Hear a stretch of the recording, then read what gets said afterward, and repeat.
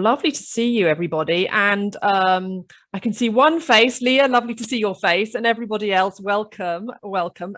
Yeah, so really the point of today is for me to introduce myself to you, first of all, as the kind of careers face, I guess, at the Institute.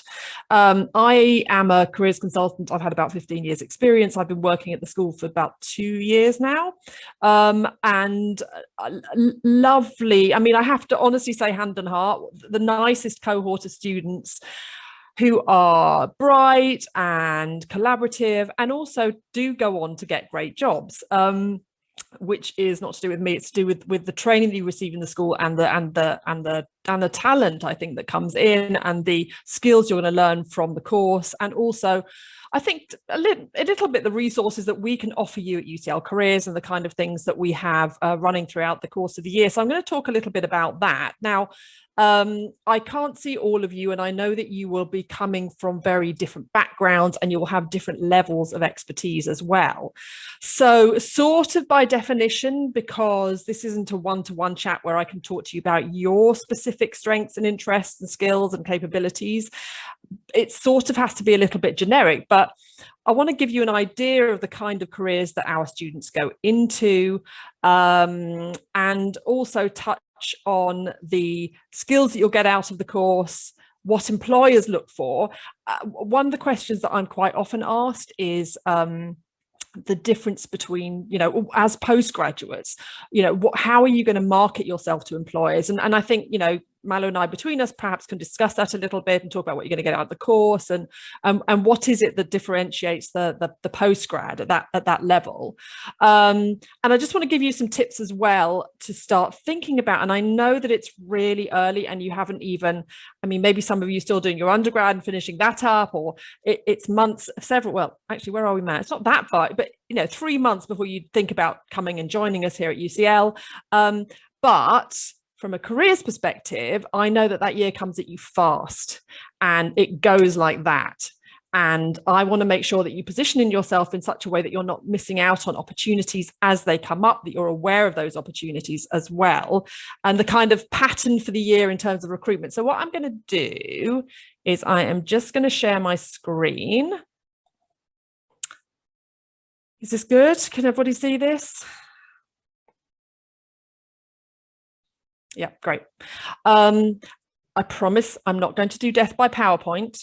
However, I have got to go through a few slides just so that you can see what I'm talking about, and then I'll switch off, and then you can jump in and ask any questions, and do put them in chat or whatever you want to do that's comfortable for you. Just let us know if there's anything on your mind. At this point, no stupid questions at all. So yeah, I thought I would just start by talking to you a little bit about the kind of jobs that our graduates tend to go into. Now, this is data that, and you can see the link down there, it's data that we collect in something called the Graduate Outcome Survey. It's collected 15 months after our students graduate. And this is data that looks at graduating students. So it's years 2017, 18, 19, 20. And and really what we're looking at here is the breakdown of what industries our students tend to go into.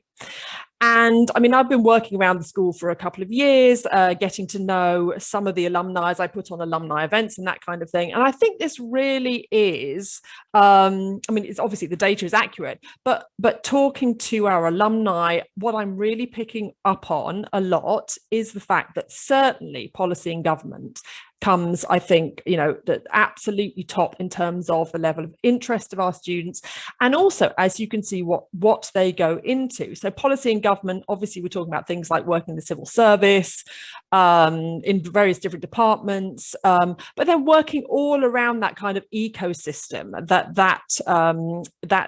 that area encompasses. So we're talking about things like working in policy units, research units, think tanks, public affairs agencies, in areas and charities and NGOs, which is also kind of a high up on the list of the organizations, the kind of sectors that our graduates go into. Accountancy and financial services coming high on that list as well, which it doesn't particularly surprise me. I don't encounter, strangely enough, when I'm doing our alumni events, I don't come across many of those graduates, but clearly they're out there. And then also I would say that certainly policy, government, charity, NGOs, and international development, very popular. Media, we certainly have. I mean, I know I've been in touch recently. I'm organising an alumni event at the moment, and talking to several of our students who've gone into media, working for The Guardian, working for Latin News, in broadcasting as well.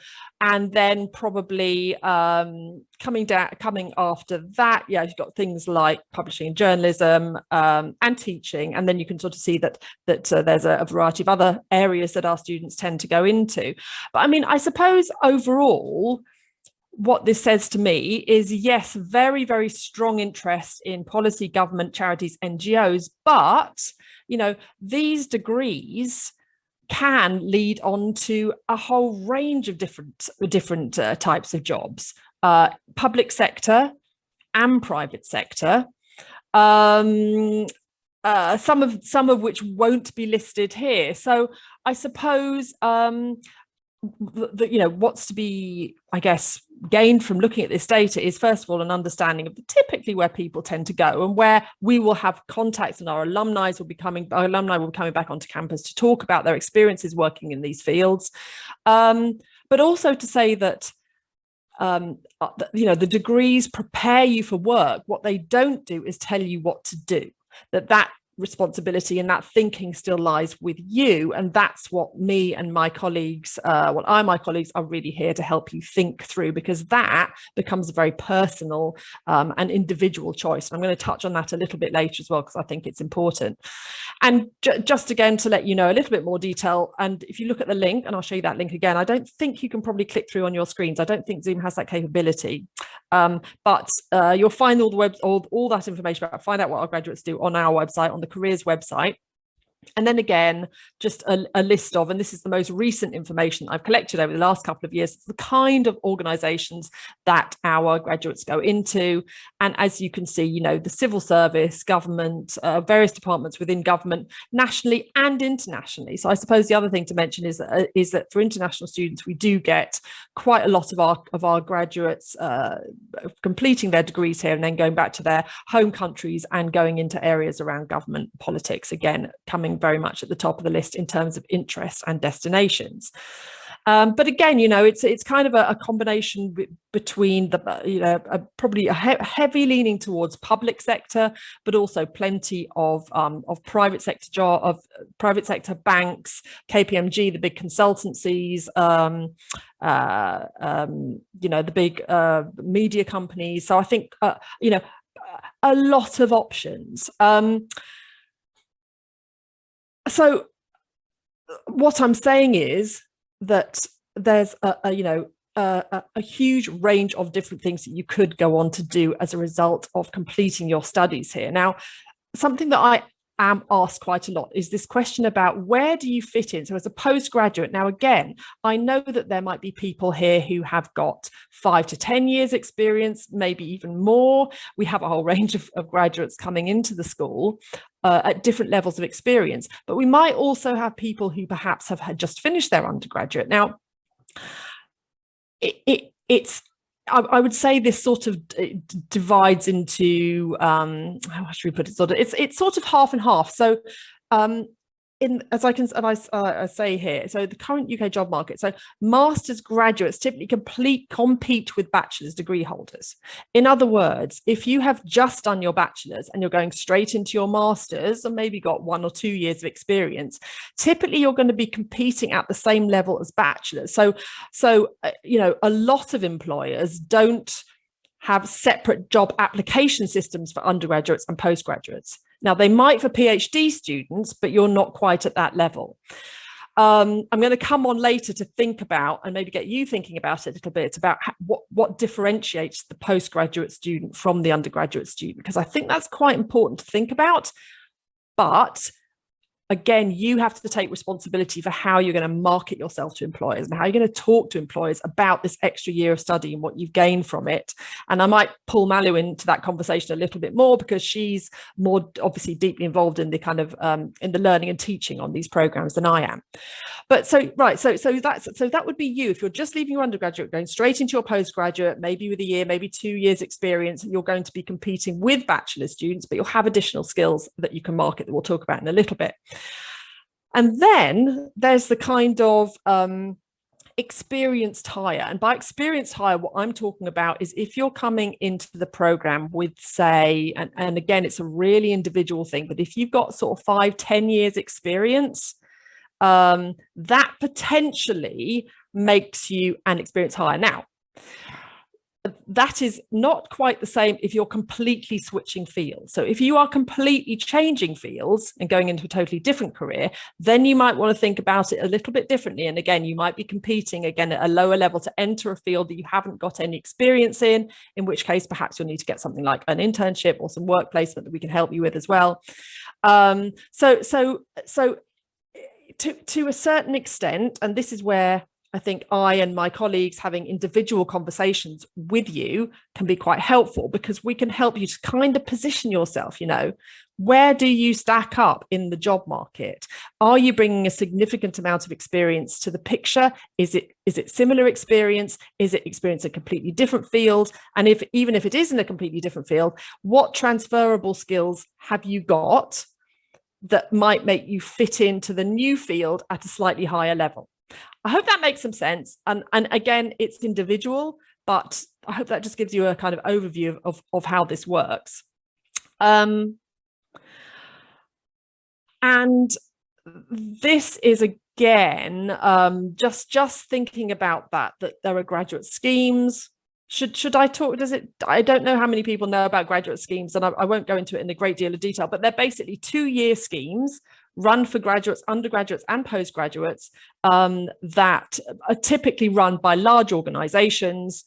They start recruiting a year in advance, and that's worth you knowing as well, because some recruitment starts as soon as you come back onto campus. You will start seeing jobs being advertised you'll need to apply for. And they tend to recruit a lot of graduates and postgraduates over the course of the year. They offer internships. These are larger companies, typically with a commercial focus, big banks, big consultancies, big pharma, civil service, some government schemes, some charity schemes, but mainly commercial focus.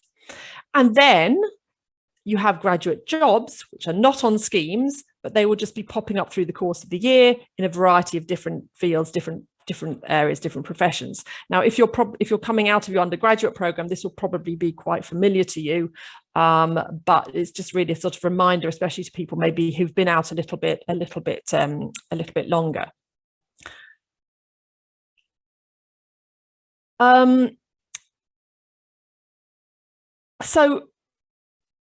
So thinking about, you know, what are the skills that you're going to gain from your postgraduate education?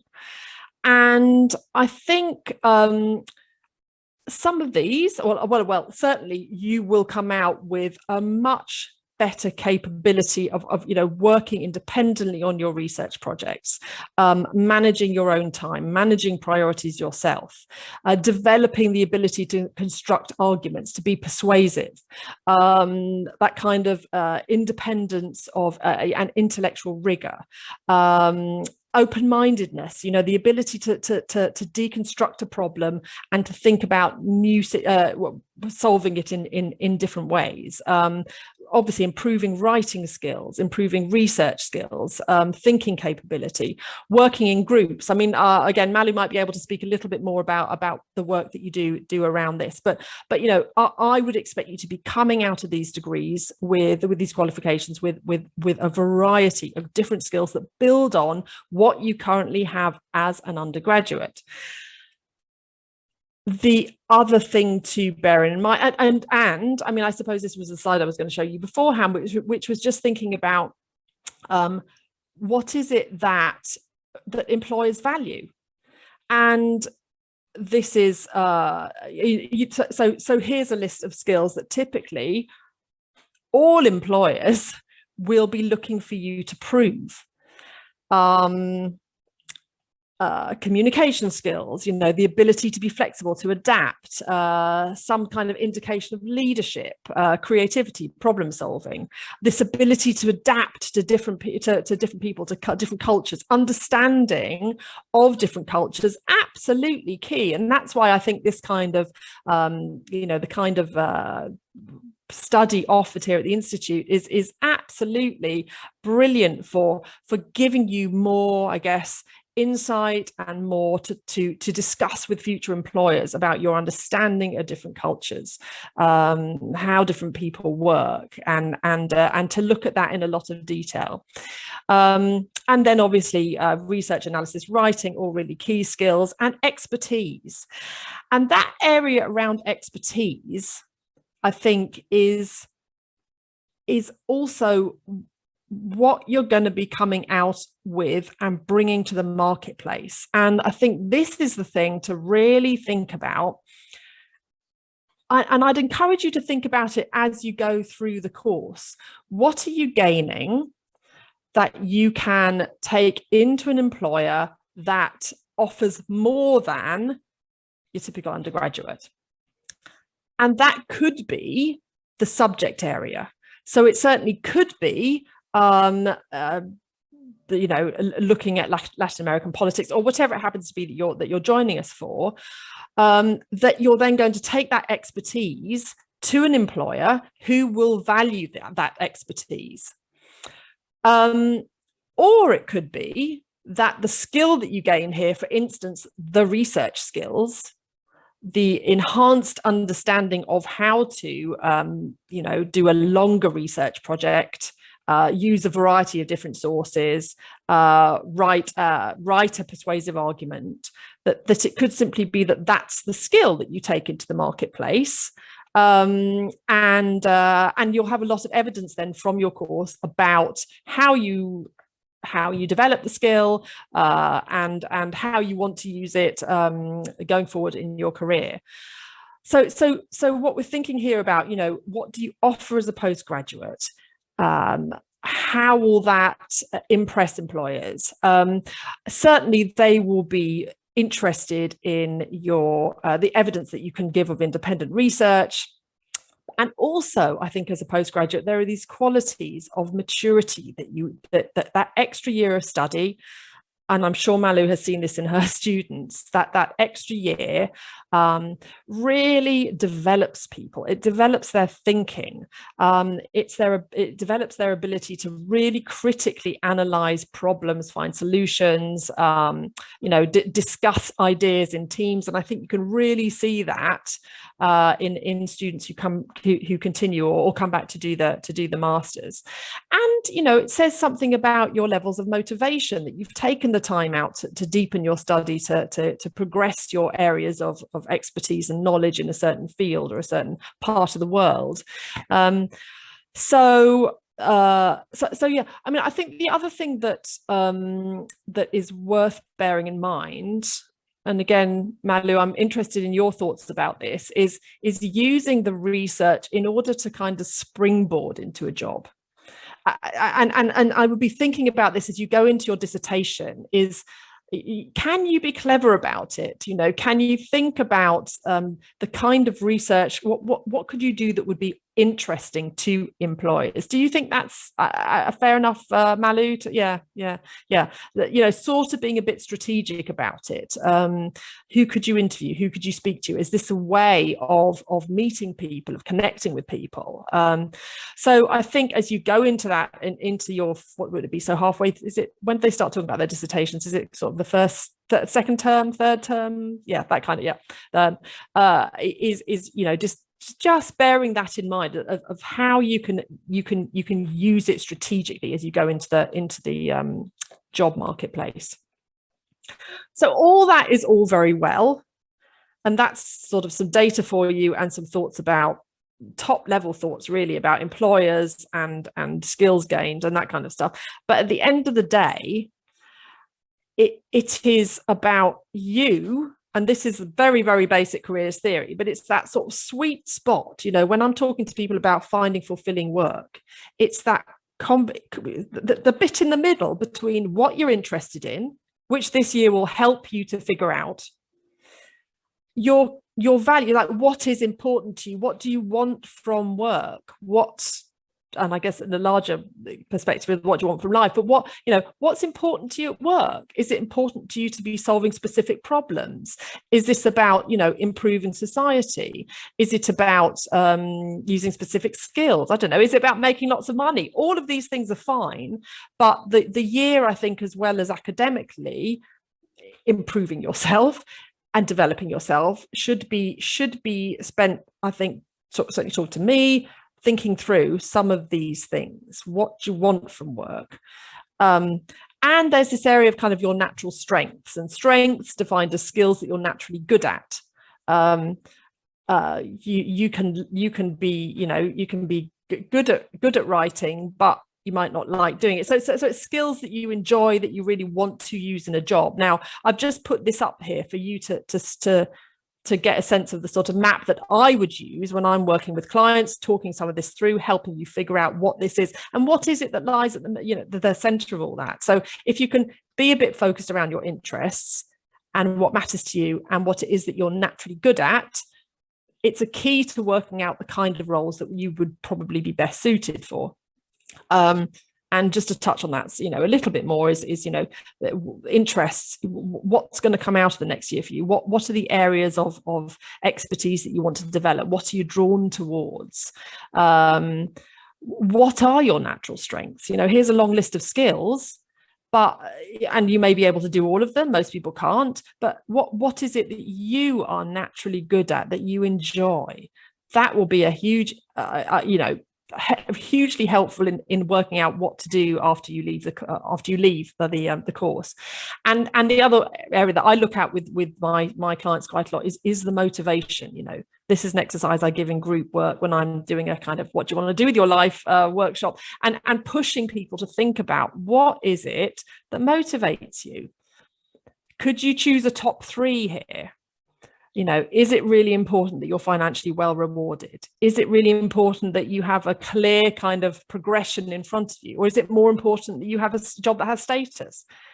Or that you see the impact of your work on a daily basis? I'm not going to make you do this now, but certainly that's the kind of thing that I discuss with my clients when they come to talk to me about what's right for them and then how to get into it. The year comes at you fast. I can't say that enough. And I know I said it in the beginning, and you'll hear it from me again when you join the course. But the reason I'm pointing this out is that when you hit, so you come back for postgraduate study, there you will be being inducted and getting to know people and starting your academic studies and meeting your tutors and all those exciting things. And jobs will open.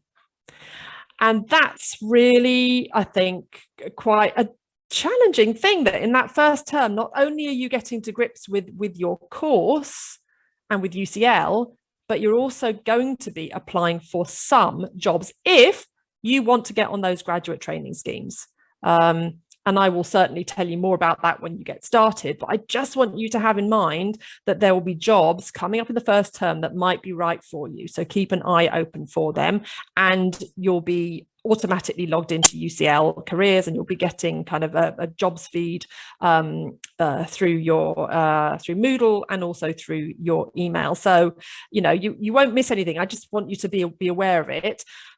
And the other thing to say is that if you are into these things like think tanks, journalists, research units, public affairs, I've written them all down here, policy units, NGOs, charities, media, I cannot emphasize enough how much you will need to talk to people. Now, I and the department can facilitate that to a certain extent. I run alumni events, that's within the department. So we will bring back specifically alumni from the Institute.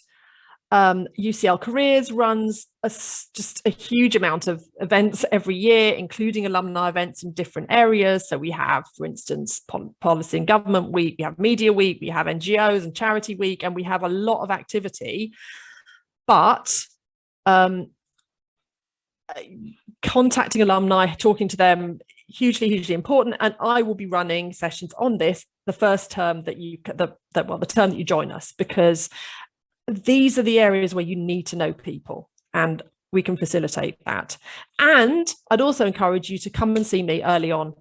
Even if you do know what you want to do, great. But if you don't, let's have a chat about it early and start to put a bit of a plan in place so that we can get a bit strategic about how you can think it through and the steps that are going to be required to get where you want to get. What kind of things do postgrads typically discuss with me? These kind of things. How are you going to get to what do you want to do next? What is that unique combination that you bring? What can you sell to organizations? How are you going to market yourself? How can you build your CV?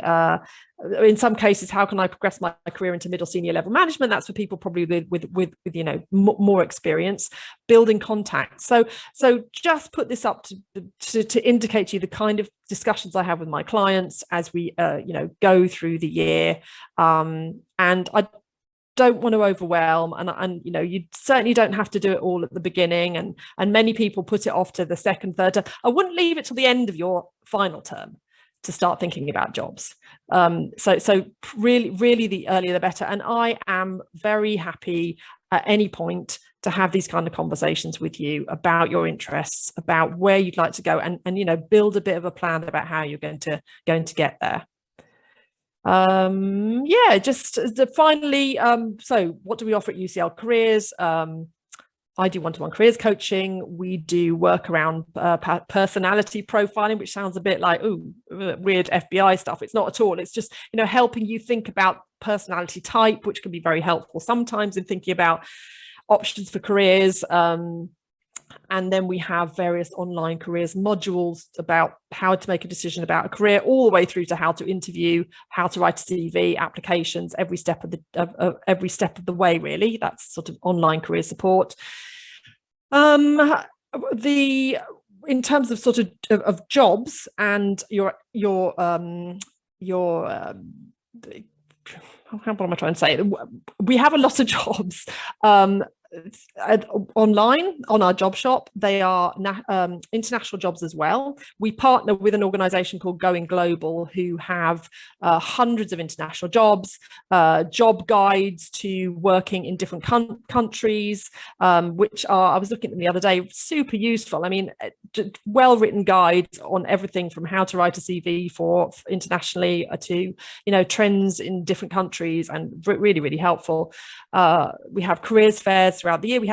They tend to be in the first term. We have 7 careers fairs in different sectors, loads of employer presentations, loads of alumni panels, hundreds of events every year, and UCL specific internships, a global internships program. Well, you can see it all here for yourself. CV application coaching. We have employers coming in to interview you and give you feedback. Yeah, right. I'm running out of breath a little bit.